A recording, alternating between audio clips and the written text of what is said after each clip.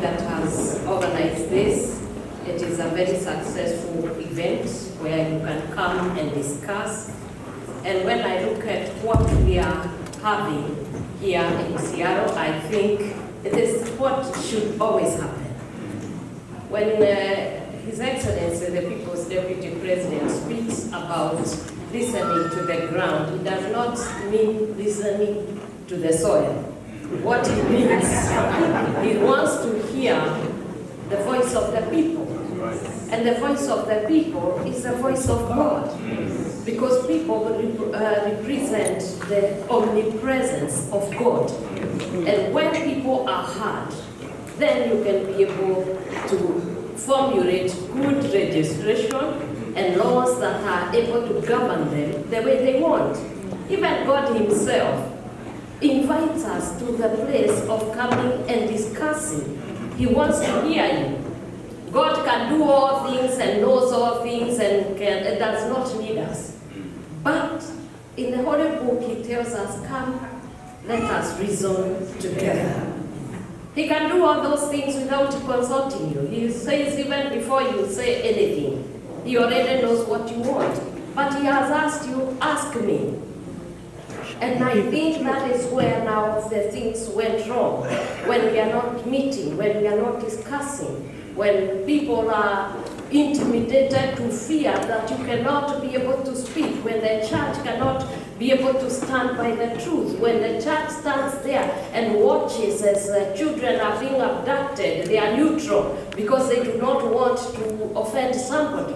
When we sit there and see our children dying, men and women, families crying day and night, we see our children depressed, killing themselves, committing suicide. You go to the health system, it's not working. You go to education, it's not working. And we want to be silenced and we say that we are okay. And even if we were to live and live very long in such a situation, I think it will be the wrong way to live. And that's why everyone must stand up, because the country is ours. God created us to be able to live in a country that is peaceful, where people can discuss with one another, where people have health systems and structures that are working, where people have shelter, people are fed, where our children are not killed every day. And I think it is us to say how we need to be governed. When we went to the elections of 2022, we worked very hard. It was the first time I think the church was involved. And what we wanted is the church to sit on the decision-making tables where we could make a difference as a people. Because the Christians or the religious people, they don't go to heaven and come down in the morning. We walk on those roads. We are the ones who, we need that clean water, we need all these things. And therefore, sitting down and also being the compass and the conscience of the society, where we can say killing is wrong, murder is not allowed. When we can sit on those decision-making tables and tell people when it is going south, we tell them the Bible says. And I think many of the people who are there, they are blaming us for having spoken concerning our president who is there today. But I can tell you, when I preach to you, because now I'm a preacher, and you get saved, I do not come to follow to see how you will end with God. Your decisions can either make you backslide and you will receive a punishment from God. It is not for the preacher to come and make you holy. It is you to maintain the testimony that you have been given. It goes the same even for the presidents that we choose and elect all over the world. They are supposed to serve the people. And if they don't serve the people, then the people will speak against that. And I think it is the decisions that every one of us makes that makes a difference. And therefore, you made a conscious decision yourselves to invite my husband to come here and be able to speak with you and reason with you and hear you what you are saying in the United States. And I believe that all of us, while we are here and in large numbers, is because we are concerned and we are patriotic about our nation. And we would like to see a change.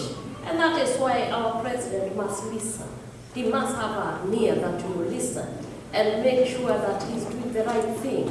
There is no problem in him building a church at the State House. That would be fine.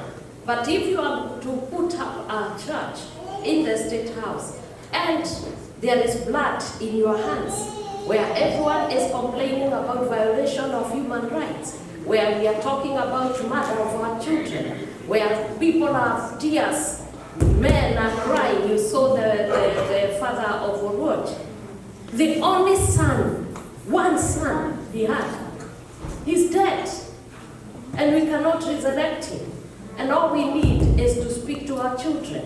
Yes, they may have their own issues, and they will have, because even us, we are not better. I think it is time we speak to our children and the Gen Zs who are out there and let them feel that Kenya belongs to them. Let them feel that they are wanted there. Let them be able to be given the opportunity to be able to exploit the great potential that are in these children. And if you saw during that time, His Excellency, the People's Deputy President, he was very, very a great pillar to what I was doing, being able to fight the substance and the illicit brew and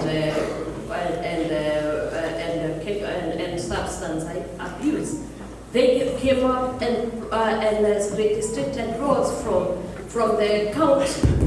And I think that is what was bringing success. But after that, the registration was changed. And you need to speak up. We have children who are out there now with bills that they cannot be able to afford. And I think as Gen Zs, as the mothers and everyone, you must start to know how are you going to raise the money.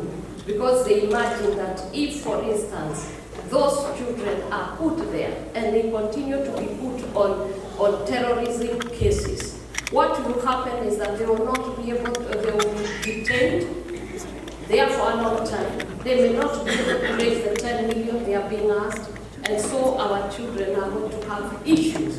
So we must start really thinking and thinking how can we be able to help and to change Kenya. May God bless you. Let's give a hand clap once again as we near our time to do something different. Kiari, please.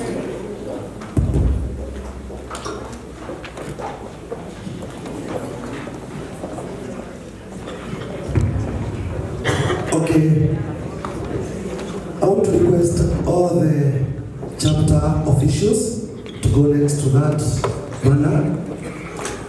And Mr. Chairman, I want to acknowledge your presence. Yeah, you can say hi to your people. This is our national chairman. As I request all the officials, all the chapter